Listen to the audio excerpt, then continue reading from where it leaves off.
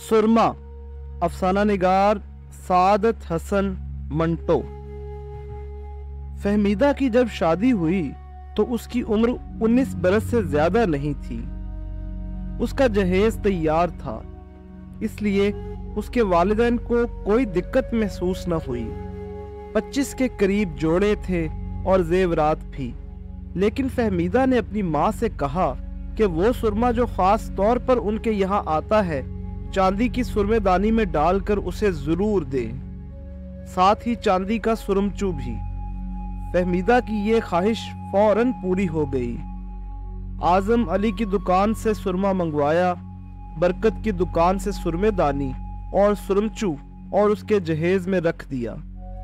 फहमीदा को सुरमा बहुत पसंद था।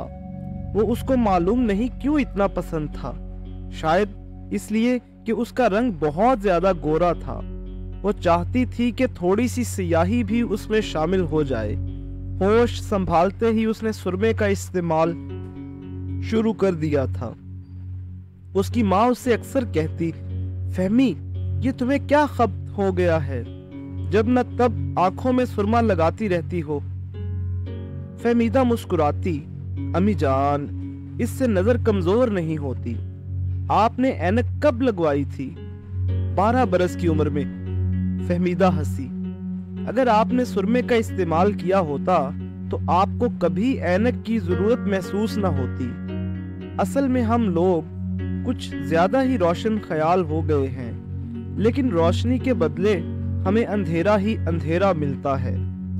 उसकी माँ कहती, जाने क्या बक रही हो। मैं जो कुछ बक रही हूँ सही है। आजकल लड़कियां नकली भवें लगाती हैं, काली पेंसिल से खुदा मालूम अपने चेहरे पर क्या कुछ करती हैं, लेकिन नतीजा क्या निकलता है? चुड़ैल बन जाती हैं। उसकी माँ की समझ में कुछ भी ना आया। जाने क्या कह रही हो, मेरी समझ में तो खाक भी नहीं आया। फहमीदा कहती, अम्मी जान, आपको इतना समझना चाहिए कि दुनिया में सिर्फ खाक ही खाक नहीं, कुछ और भी है। उसकी माँ उससे पूछती, और क्या है? फहमीदा जवाब देती, बहुत कुछ है। खाक में भी सोने के जर्रे हो सकते हैं। खैर, फहमीदा की शादी हो गई। पहली मुलाकात मियाँ बीवी की बड़ी दिलचस्प थी। जब फहमीदा का खावंद उससे हम कलाम हुआ तो उसने देखा कि उसकी आंखों में सियाहियां तैर रही हैं। उसके खावंद ने पूछा, ये तुम इतना सुरमा क्यों लगाती हो?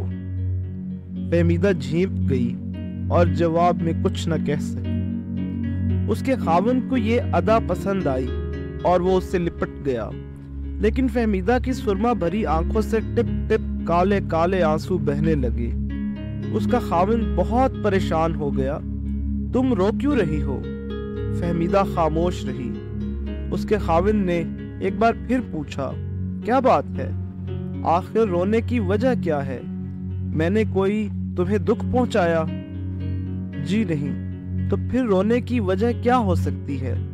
कोई भी नहीं। उसके खाविंद ने उसके गाल पर हौले हौले थपकी दी और कहा, जाने मन जो बात है मुझे बता दो।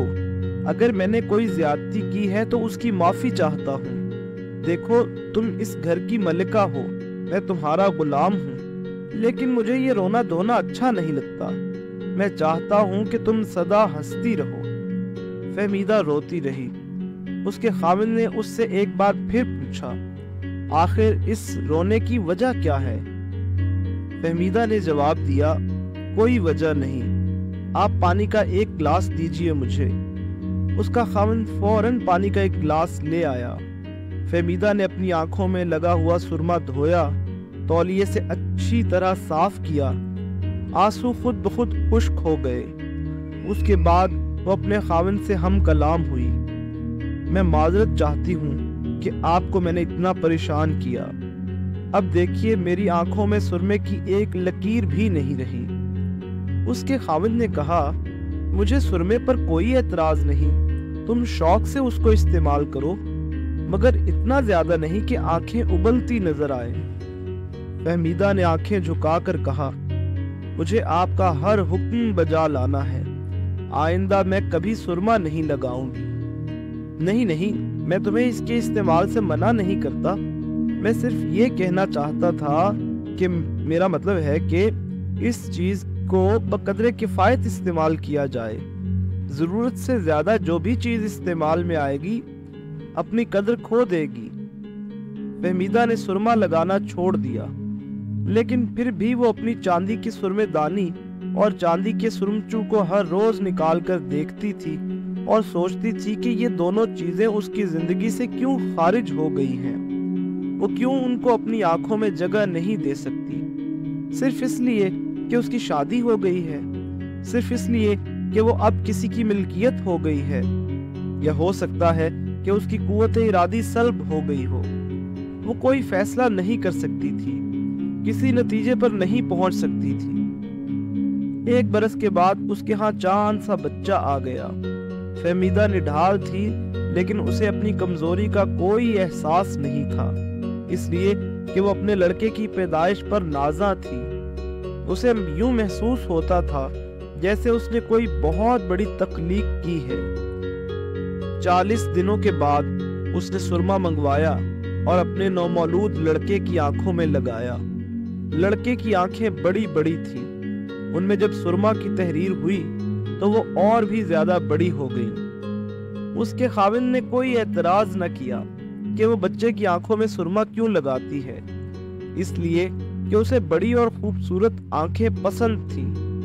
دن اچھی طرح گزر رہے تھے. فہمیدہ کے خاوند شجاعت علی کو ترقی مل گئی تھی. اب اس کی تنخواہ 1500 روپے کے قریب تھی. ایک دن اس نے اپنے لڑکے، جس کا نام اس کی بیوی نے عاصم رکھا تھا، سرما لگی آنکھوں کے ساتھ دیکھا. وہ اس کو بہت پیارا لگا. اس نے بے اختیار اس کو اٹھایا، چوما چاٹا اور پلنگڑی پر ڈال دیا.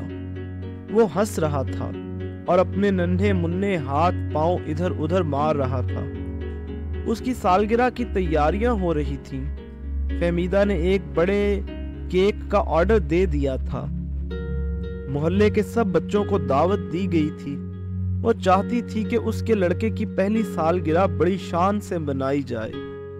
سالگرہ یقیناً شان سے منائی جاتی، مگر 2 دن پہلے عاصم کی طبیعت ناساز ہو گئی اور ایسی ہوئی کہ اسے تشنج کے دورے پڑنے لگے. اسے ہسپتال لے گئے. وہاں ڈاکٹروں نے اس کا معائنہ کیا. تشخیص کے بعد معلوم ہوا کہ اسے ڈبل نیمونیا ہو گیا ہے. فہمیدہ رونے لگی، بلکہ سر پیٹنے لگی. ہائے میرے لال کو یہ کیا ہو گیا ہے؟ ہم نے تو اسے پھولوں کی طرح پالا ہے. ایک ڈاکٹر نے اس سے کہا، میڈم یہ بیماریاں انسان کے احاطہ اختیار میں نہیں. ویسے بحیثیت ڈاکٹر میں آپ سے یہ کہتا ہوں کہ بچے کے جینے کی کوئی امید نہیں. فہمیدہ نے رونا شروع کر دیا. میں تو خود مر جاؤں گی. خدا کے لیے ڈاکٹر صاحب اسے بچا لیجئے. آپ علاج کرنا جانتے ہیں. مجھے اللہ کے گھر سے امید ہے کہ میرا بچہ ٹھیک ہو جائے گا. آپ اتنے نا امید کیوں ہیں؟ میں نا امید نہیں، لیکن میں آپ کو جھوٹی تسلی نہیں دینا چاہتا. جھوٹی تسلیاں آپ مجھ کو کیوں دیں گے؟ مجھے یقین ہے کہ میرا بچہ زندہ رہے گا. خدا کرے ایسا ہی ہو. مگر خدا نے ایسا نہ کیا اور وہ 3 روز کے بعد ہسپتال میں مر گیا. فہمیدہ پر دیر تک پاگل پن کی کیفیت طاری رہی. اس کے ہوش و حواس گم تھے. کوئلے اٹھاتی، انہیں پیستی اور اپنے چہرے پر ملنا شروع کر دیتی. اس کا خاوند سخت پریشان تھا. اس نے کئی ڈاکٹروں سے مشورہ کیا، دوائیں بھی دی، لیکن خاطر خواہ نتیجہ برآمد نہ ہوا. فہمیدہ کے دل و دماغ میں سرما ہی سرما تھا. وہ ہر بات کالک کے ساتھ سوچتی تھی. اس کا خاوند اس سے کہتا، کیا بات ہے، تم اتنی افسردہ کیوں رہتی ہو؟ وہ جواب دیتی، جی کوئی خاص بات نہیں، مجھے آپ سرما لا دیجئے. اس کا خاوند اس کے لیے سرما لے آیا، مگر فہمیدہ کو پسند نہ آیا. چنانچہ وہ خود بازار گئی اور اپنی من پسند کا سرما خرید کر لائی، اپنی آنکھوں میں لگایا اور سو گئی، جس طرح وہ اپنے بیٹے عاصم کے ساتھ سویا کرتی تھی. صبح جب اس کا خاوند اٹھا اور اس نے اپنی بیوی کو جگانے کی کوشش کی تو وہ مردہ پڑی تھی۔ اس کے پہلو میں ایک گڑیا تھی جس کی آنکھیں سرمے سے لبریز تھی۔